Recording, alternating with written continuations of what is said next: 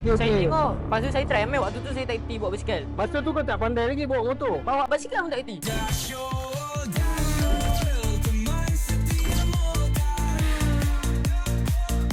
Okay, hai. Assalamualaikum. Random Talk bersama Dash Oil at Brother Seven hari ni Alright. So dengan aku sekarang ni ada seorang brother. Perkenalkan diri brother. Okay, so hi guys. Nama saya Muhammad Farhan Nakib bin Muhammad Faiz. Saya berasal dari Melaka. Umur saya 15 tahun lah masuk tahun ni. 15 tahun Mat. 15 tahun dah masuk racing. Aku 15 tahun Mat. 15 tahun baru naik EF5. Kau dah masuk bawa. Kau dah pernah ada ni kan? Hai, dah pernah ada itu. Dah pernah ada experience kan?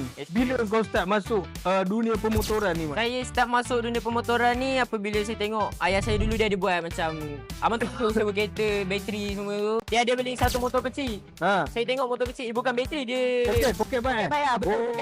Okey Saya okey. tengok, lepas tu saya try ambil. Waktu tu saya tak kerti bawa basikal. Ha. Saya start, malam saya start, saya tiba-tiba boleh jalan. Masa tu kau tak pandai lagi bawa motor. Bawa basikal pun tak kerti. Tapi kau boleh bawa motor. Saya boleh pergi straight. Oi, baik. Lepas tu ayah saya Baik panik lah. Ayah saya panik, dia kejar. Start situ, ayah saya belikan semua equipment.